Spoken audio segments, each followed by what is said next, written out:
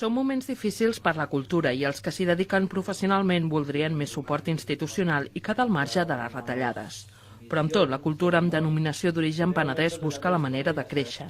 Compartir idees i experiències era un dels objectius de les 23enes jornades de l'Institut d'Estudis Penedesencs.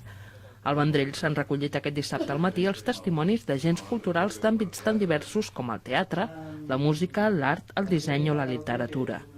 En una segona taula d'experiències, els ponents han parlat d'economia, cultura i turisme, posant sobre la taula qüestions com l'enoturisme o la marca Penedès.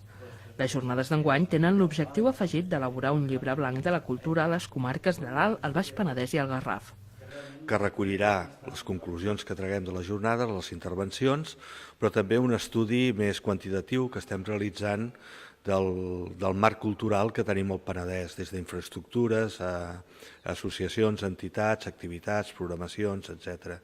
Pensem que abans de l'estiu podrem presentar aquest llibre blanc i que serà un bon punt de partida de cara al futur. La trobada al Vendrell clausurà les 23enes jornades de l'Institut d'Estudis Penedesencs, que es van iniciar el 26 i 27 d'octubre a Vilafranca i continuaven divendres al vespre a Vilanova.